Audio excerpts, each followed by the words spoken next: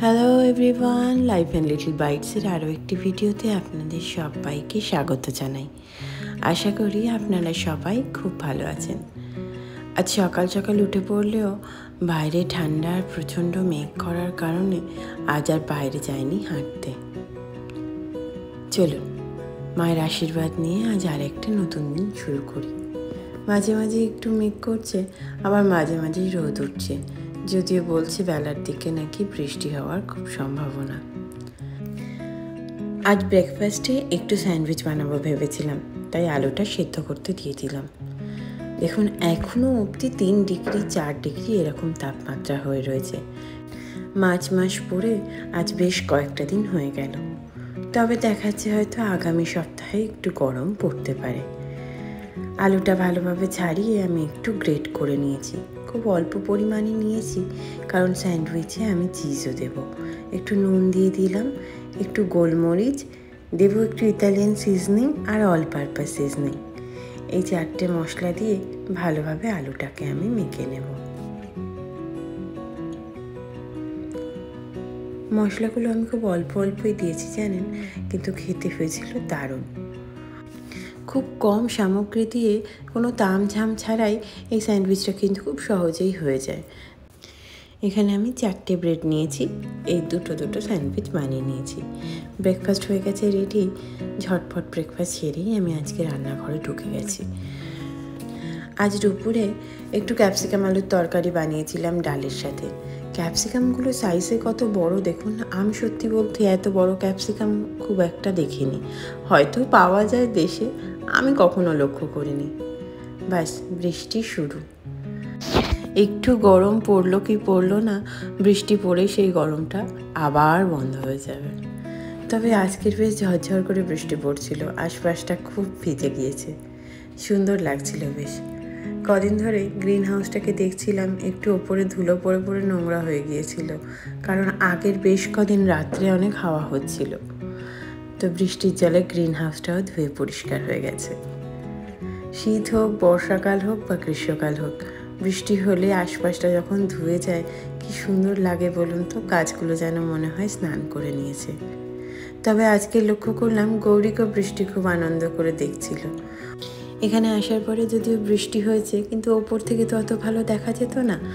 আর দেশে যখন ছিলাম তখন গৌরী বেশ ছোট, তো আজকে বৃষ্টি হতে যখন আশপাশটা জল পড়ছিল, গাছের পাতাগুলো এইভাবে দুলছিল, ও খুব আনন্দ করে এসে এসে জানলার ধারে দাঁড়িয়ে দেখছিল। আজ গৌরীকের একটা নতুন মাইলস্টোন সম্পূর্ণ হলো। আজ গৌরী একা একা হাঁটছে। সত্যি এই সেদিন ছেলেটা হলো, এর মধ্যেই আমার ছেলেটা একা একা হাঁটতে শিখে গেল। কী যে আনন্দ আমাদের হচ্ছিল বলে বোঝাতে পারবো না। শুধু আমরাই নয়, সেও খুব আনন্দ পেয়েছে। যখনই ইচ্ছে হচ্ছে একবার করে কোল থেকে আমরা নামিয়ে দিচ্ছি আর সে হেঁটে হেঁটে বেড়াচ্ছে। আজ আপনাদের সাথে একটা দারুণ জিনিস শেয়ার করবো জানেন।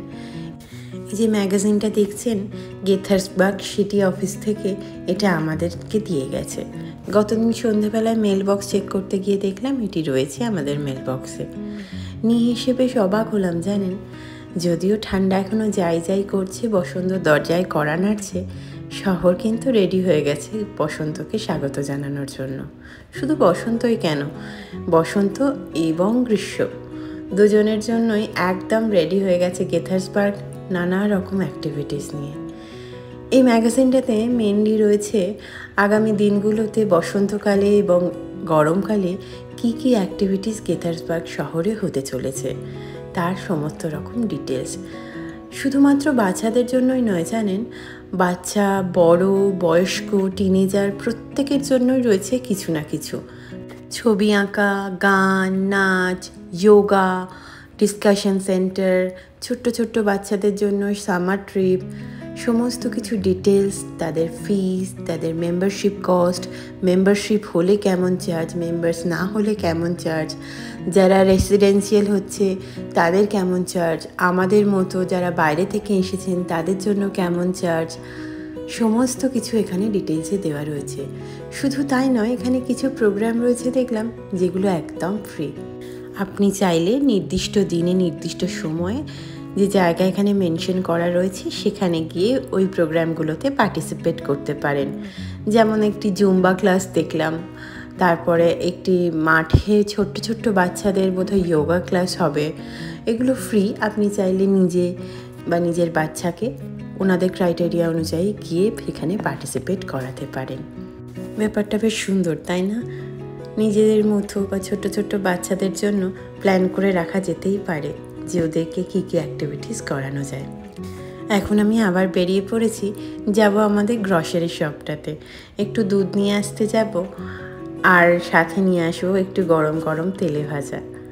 বাইরে বৃষ্টি পড়ছে, ভাবলাম সন্ধ্যের সময় চা করব, একটু ফ্রায়েড চিকেন নিয়ে আসি।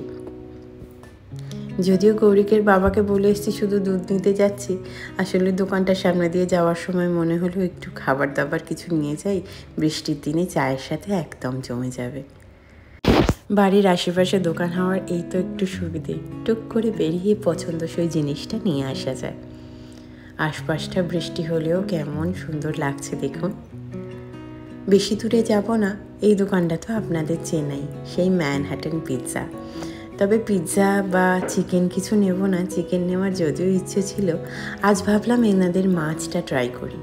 তো একটু ফিশ অ্যান্ড চিপস প্যাক করে নিয়েছি। চলুন বাড়ির দিকে ফিরি, সন্ধে প্রায় হয়ে এসছে। আমি মাত্র 10 মিনিট আগেই বেরিয়েছিলাম, 10 মিনিটের মধ্যেই যেন দেখুন কেমন সন্ধে হয়ে গেল। বাড়িতে ফিরেই ঝটপট চাটা বসিয়ে দিয়েছি। সন্ধ্যের সময় কিন্তু একটু তেলে ভাজা দিয়ে চা বা মুড়ি আমাদের সব বাঙালিরই খুব প্রিয়। যখন আমি জয়নগরে যাই তখন মা বা মামনি অবশ্যই সন্ধ্যেবেলা একটু তেলে ভাজা আর চায়ের ব্যবস্থা করেন। গৌরিকের খেলাধুলো একদম পুরো দমে চলছে। নতুন নতুন নিচে হাঁটতে শিখেছে বলে ইচ্ছেটা তার সবসময় নিচেই হাঁটতে থাকে। যাক, চলে এসেছি ভিডিওর একদম শেষে। ভিডিওটা আজকের এখানেই শেষ করছি। আশা করি ভিডিওটা আপনাদের ভালো লাগবে। ভিডিও ভালো লাগলে অবশ্যই একটা লাইক করে দেবেন আর কমেন্ট করে জানাবেন আপনার মতামত। সবাই খুব ভালো থাকবেন। ফেসবুক থেকে দেখলে আমাকে ফলো করে দেবেন, আর ইউটিউব থেকে দেখলে আমার চ্যানেলটিকে সাবস্ক্রাইব করে আমার পাশে থাকবেন। ভিডিও আজ এখানেই শেষ করলাম। সবাই খুব ভালো থাকবেন। নমস্কার।